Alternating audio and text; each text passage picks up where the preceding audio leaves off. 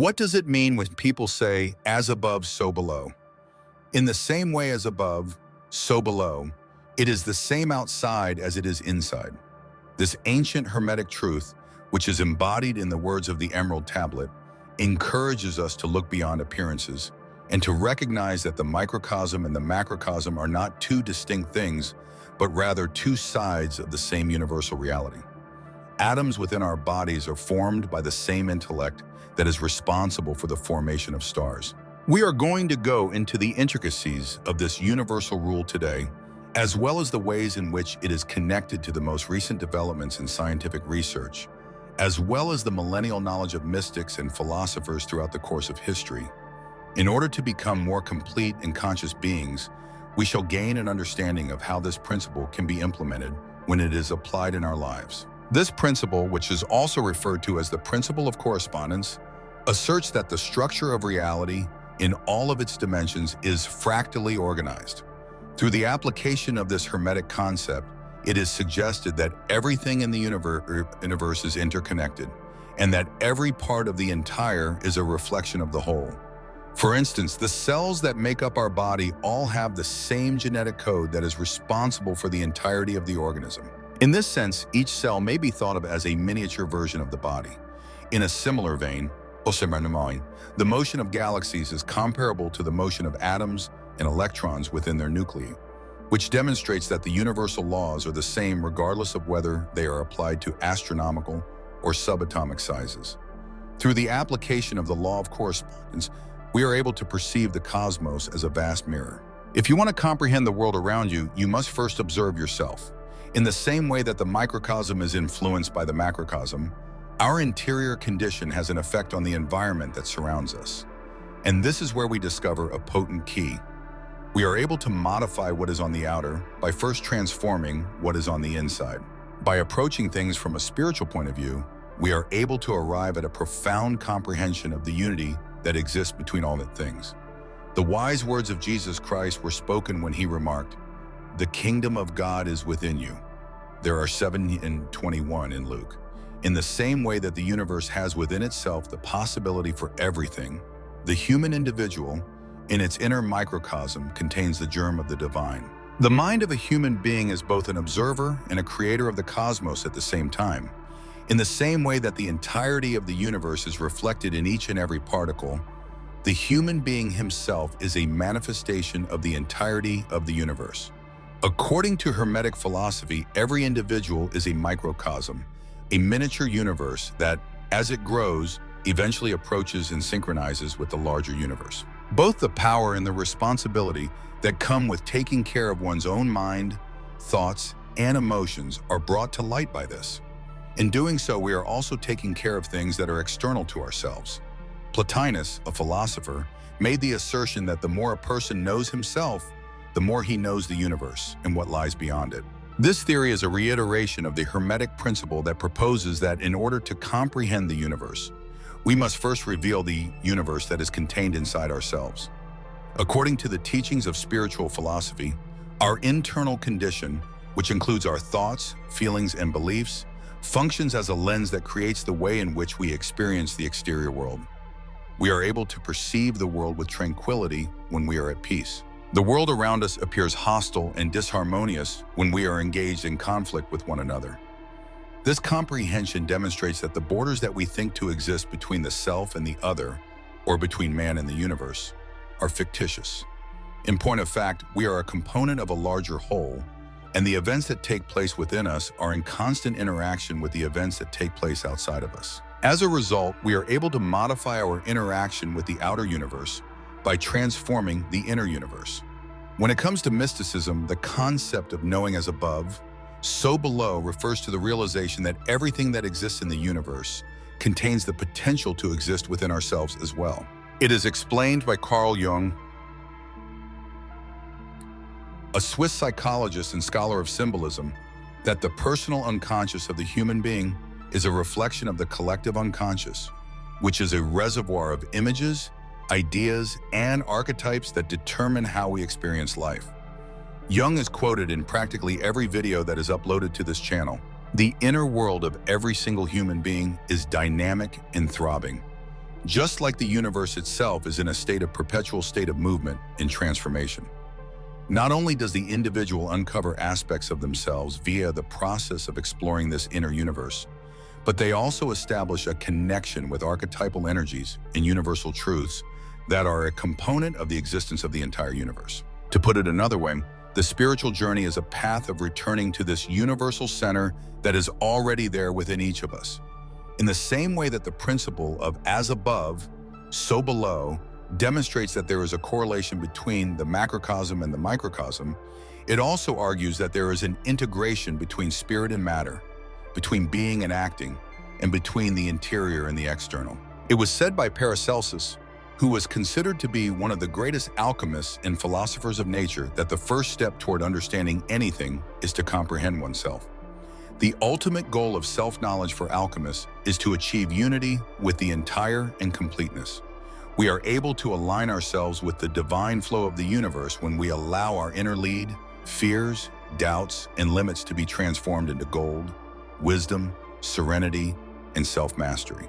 The alchemical process is the act of bringing what is above and what is below into harmony with one another, as well as realizing that matter and spirit are one and the same. Through the application of the principle of correspondence, we are able to perceive the cosmos as a collection of layers and realities that are reflective of one another. It gives the impression that there is a close connection between the various planes of existence, and that the events that take place on one level of reality have reflections, parallels, or resonances in other levels of reality. Within the framework of the duality that exists between spirit and matter, the second Hermetic law indicates that spirit and matter, despite the fact that they appear to be diametrically opposed to one another, are in fact reflections of the same fundamental truth. Matter is like a shadow or expression of the subtle rules and energies of the spirit, and the material world that we experience is a mirror of the forces, concepts, and laws that function on the spiritual plane. This means that matter is identical to the spiritual plane. When it comes to the principle of correspondence, spirit is considered to be the original or causal level from which all thoughts and energies arise. Therefore, matter is a reflection of this origin, and it is formed in accordance with the laws and patterns of the spirit that are not visible to the naked eye. The spirit can be thought of as the source, and matter can be thought of as the image that is projected by the spirit.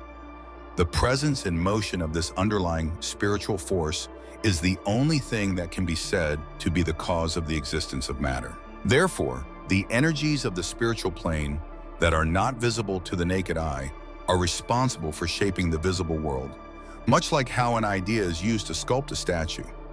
In a similar vein, any transformation or change that we wish to see in matter begins, first and foremost, on the spiritual level. This can be accomplished through the use of attention, vision, or the mind. In order to better comprehend this connection, one can look to nature itself as an example.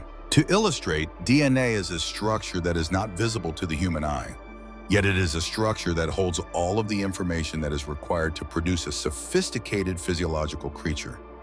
This correlation between spirit, which is the source of knowledge and energy, and matter, which is the expression of this essence, is reflected in the relationship that exists between DNA and the physical body. We are able to exert our will on matter and shape it in accordance with our desires if we align our minds and intentions with the laws of the spiritual realm. On the other hand, this does not imply exercise of control or manipulation over the material world. Instead, it is a process of harmony and congruence. When we recognize that matter is nothing more than a densification of spirit, we come to the realization that tremendous alterations take place when we act directly on the spiritual plane, which is to say, when we function on the level of our intentions, ideas, and beliefs. For instance, a person who desires riches can realize that the source of this abundance lies within the spirit through the mind, which is responsible for the generation of beliefs on self-worth, confidence, and gratitude. Through the cultivation of these mental and spiritual patterns, the manifestation of the reflection in the material world will inevitably take place, even if it is done in a gradual and delicate manner. A continual dance between spirit and matter is what life is all about. The objective is not to deny one in favor of the other, but rather to acknowledge and balance both of these aspects of life. In order to achieve true alchemy, it is necessary to have the ability to integrate the spiritual realm with the material world. This involves acknowledging that every facet of our physical existence possesses a spiritual mirror, and that every spiritual experience may be lived in matter. This indicates that the look for meaning and purpose, which is typically associated with the spiritual plane, needs to have a manifestation in our everyday lives that is grounded in reality. Through the cultivation of the spirit, through practices of self-knowledge such as meditation and introspection, we can currently create a stronger basis for a material life that is consistent with our values and is full of meaning. At the end of the day, the principle of correspondence serves to remind us that the dualism of spirit and matter is, at its core, an illusion that is produced by our limited perspective. There is a universal truth that is expressed in both of these ways. For the same reason that light that travels through a prism splits into a number of different hues, spirit can appear in matter without losing its fundamental nature. Because of this awareness, we are able to experience tremendous spiritual freedom because we are aware that when we completely live on the material plane and respect the life of the physical body, we are also actively expressing the spirit. Therefore, the objective of our spiritual journey is not to get away from matter, but rather to transcend it by viewing everything as a manifestation of spirit traveling through space and time. In addition to being a philosophical or esoteric idea, the Hermetic maxim, which states that as above, so below, also presents itself in a way that is both evident and objective in the natural occurrences that we observe. Upon careful observation of the natural world, we are able to observe that the same structural and operational patterns that we discover on smaller scales are evident on much bigger dimensions. The underlying patterns that control matter and energy are imprinted with this relationship between the microcosm and the macrocosm, which is not only symbolic in nature. Fractals are a phenomenon that may be found in nature and are considered to be one of the most prominent examples of as above, so below. A fractal is a shape that repeats on multiple scales and can be seen in both very small things and very large buildings. Fractals can be seen in both. There is evidence that the same patterns that structure the universe in its vastness may also be seen in the natural world's minute details, and this evidence is known as fractal geometry. Consider, for instance, the spiral symmetry of the nautilus shell and contrast it with the shape of a galaxy that is spiral in shape. The mathematical formula known as the Fibonacci sequence, which is responsible for organizing the growth of the petals of a flower, is also applicable to the arms of galaxies. As a result of this pattern repeating, the principle of as above, so below becomes apparent, demonstrating that nature adheres to a universal order. Sacred geometry is a mathematical arrangement that is recognized to many people as a language of the universe. It is a language that structures everything from the movement of subatomic particles to the growth cycle of plants and the formation of star systems. At every level of the natural world, from the tiniest organisms to the most extensive ecosystems, cycles are the driving force behind the natural world. One of the most ubiquitous examples is the cycle of life, which includes both birth and death, as well as growth and rejuvenation. In the same way that the seasons vary in a cycle that never ends, every living being goes through a version of this cycle in their own lives. With regard to the human body, for instance, the circulatory system is a miniature version of the hydrological system that exists on the Earth. Blood flows to the heart, and then from there to the rest of the body, nourishing and connecting all of the components of the body. This is analogous to the way rivers flow to the ocean. Both adhere to a similar concept of flow and return, which demonstrates that the microcosm, which is the human being, and the macrocosm, which is the Earth, are organized by the same underlying intelligence. This correspondence between the micro and the macro also shows in the cycles of sleep and wakefulness, in the rhythms of cellular activity, and in the rotation of the planets, which demonstrates that the principle of correspondence is a fundamental code in all of the activities that are necessary to life. On the other hand, the structure of atoms and solar systems provides yet another illustrative example of the as above, so below principle. There is a striking similarity between the nucleus of an atom, which is surrounded by electrons that circle around it, and the Sun, which is at the center of a planetary system and around which planets orbit. Several scientists and mystics have proposed that the fundamental structure of the universe may be repetitive and holographic, with the same pattern repeating on subatomic and cosmic scales. This is due to the fact that this resemblance has led them to make this suggestion. Through the use of this example, we can see that the universe is orderly, with the microcosm and the macrocosm reflecting each other. Pythagoras, a Greek philosopher and mathematician, had the belief that number is the fundamental principle that underlies everything. This led him to propose that the existence of the universe is organized according to mathematical and geometric laws that are applicable to everything from the grandeur of galaxies to the smallest particles. The concept of hollow movement was first introduced by scientists working in the field of consciousness. Among these experts was David Bohm, a physicist who worked closely with Albert Einstein. Bohm proposed that reality is not made up of distinct components, but rather of an indivisible whole. In this view, the components are not isolated, but rather serve as reflections of a more extensive and inseparable reality, much like a hologram. To put it another way, every corner of the cosmos contains the entire universe, which is a reflection of the concept that events that occur on one level of reality have an effect on other levels. For example, Benoit Mandelbrot, the mathematician of the previous century who was responsible for the discovery of fractals, demonstrated how these patterns are an essential component of a variety of different systems. As we examine the universe through the lens of this fractal perspective, we discover that every minute component appears to be a miniature representation of the entire thing. This means that the concept of as above, so below is no longer merely a philosophical metaphor, but rather a fact that can be observed in the natural world. Through the application of the law of correspondence, we are able to see how the external world, which includes our outcomes, our health, and our physical appearance, is a direct reflection of the inner world, which includes our beliefs, our intentions, and most importantly, our routines. Every mundane action that we perform again and over again is a manifestation of our mentality, and when it is compounded, it forms a reality that is both concrete and apparent. Our routines and thinking patterns have the ability to reverberate and change both our bodies and our lives. Much like a stone that is tossed into a lake can cause waves that travel further and further. To put it another way, our physical, emotional, and even financial condition is a reflection of what we continually develop within ourselves. This is true for all aspects of our lives. Each and every facet of our lives is a representation of the beliefs, desires, and behaviors that we engage in on a daily basis. In order to cultivate habits that are both healthy and consistent, it is necessary to have a mind that is disciplined.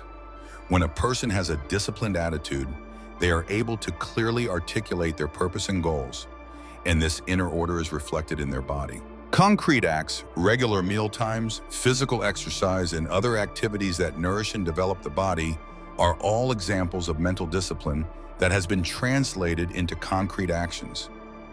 As a consequence of this, the body transforms into an expression of this well-organized mind, becoming robust, healthy, and in harmony. On the other side, a mind that is unorganized, easily distracted, and incapable of establishing priorities has a tendency to develop behaviors that are detrimental to one's health.